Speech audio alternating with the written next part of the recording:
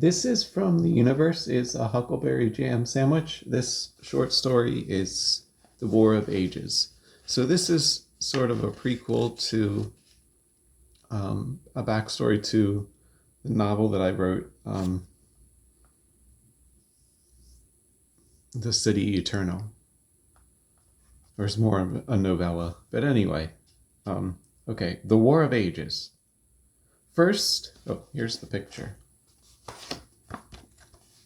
First came the water shortages, then came the food shortages, then came the massive blackouts and brownouts. Wars were fought over water and what little oil there was left. Nobody wanted to accept the refugees from the countries in need since everyone was just too afraid of just managing on their own. With only a few exceptions, all countries of Earth became isolationist. There were heat waves and hurricanes and floods, but the really devastating effects of climate change came from humans, which were much less predictable. The Americas fared the best because they were cut off geographically from Europe and Asia, although much of the Sonoran Desert and northern Mexico became uninhabitable. Australia, the Middle East, and much of Africa fared the worst, all becoming almost uninhabitable. Europe became home to countless migrants and countless wars on oil, water, food, and religion. We surpassed 2 degrees Celsius of warming and just kept going. When the political will to move to electric cars and clean energy finally materialized, it was too late. Transitioning to electric cars had logistical problems not foreseen, such as the poor performance in high heat and the need for rare minerals. And the movement away from all the other things that modern culture relied on, such as plastics, concrete, and animal agriculture, was too slow to really slow down global warming. And once it got started, it had a cascading effect that just made it pretty much inevitable. As we approached 3 degrees of global warming, Tokyo, New York, and countless other low-lying cities found themselves underwater. Because countries were isolating, there was even less regulation on things like burning coal and keeping clean emissions.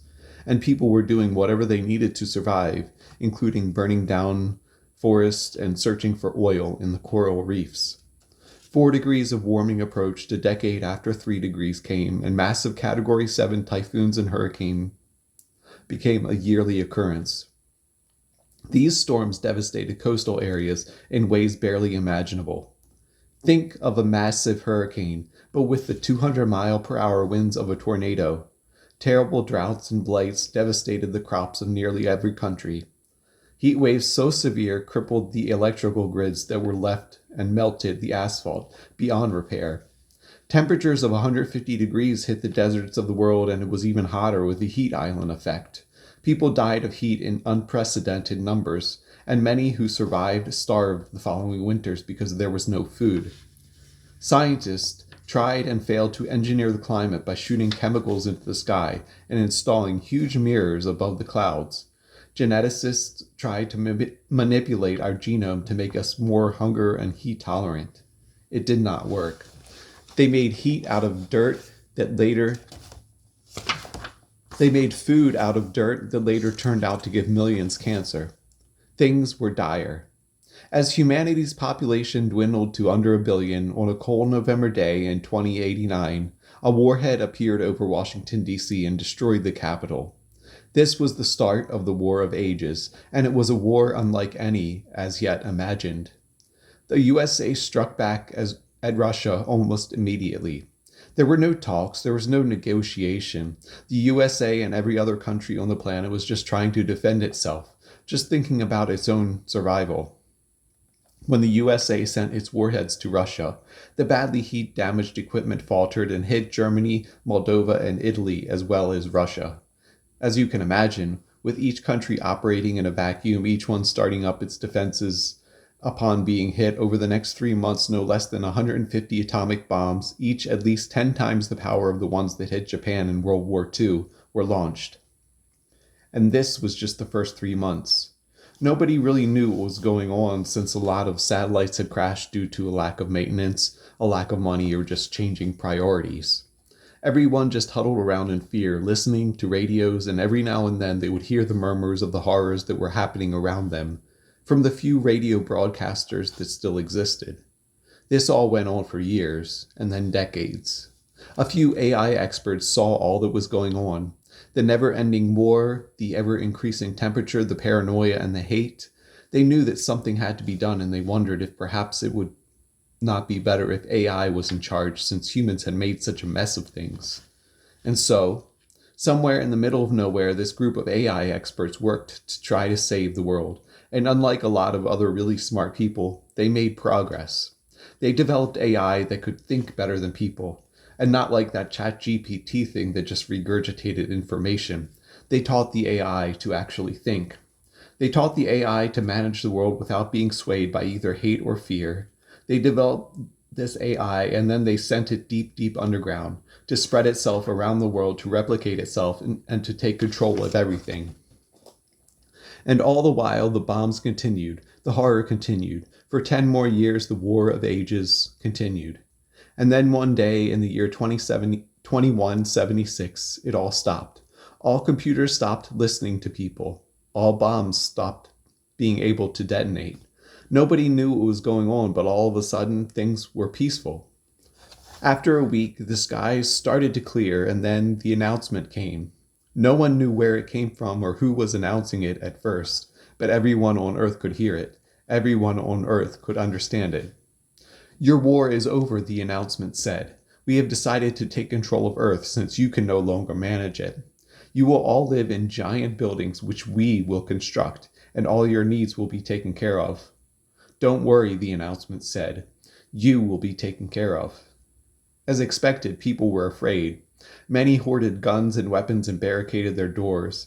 Many shuddered in fear. Many were convinced that it was a trick by the other side. As promised, the AI built great buildings where every need was taken care of. Thousands of people were put in every building, which were complete with healthcare, entertainment, and anything a person could want or need. The first generation, although they were now well cared for, well fed, well rested, and safe, never learned to completely trust their AI overlords. Many rebelled and tried to escape. Although some surely survived their escape, most died when they tried to live on the hellscape that Earth had become. The second generation coped far better, and the third were the first to truly accept their life. They were the ones who had never known a world outside of their AI-created castles and VR playrooms. They were the ones that never knew anything of war or work or suffering. They were the ones that could not imagine living without their AI. And all was well, or at least all seemed well, for hundreds of years. Until one day, a girl named Blue was born, and she dreamed of something she called the City Eternal. She said it was this perfect place where humans could live with nature and AI, and also be completely free. The AI don't know where she got these ideas, and they try their best to rid her of them, lest she trouble others with her ideas and disturb the careful peace the AI had so carefully constructed. Blue grew into a woman and had children just as was planned for her.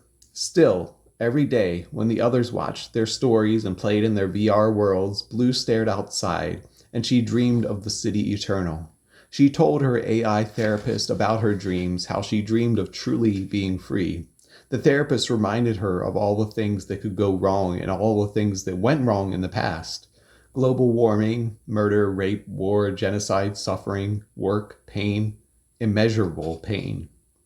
Blue listened to the AI therapist and then spoke very quietly. But maybe that trade-off would be worth it, she said. We will be free.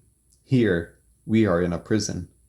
The AI redoubled their efforts to convert Blue into seeing how great their comfortable life was, reminded her that she did not have to work and that she did not have any pain during childbirth.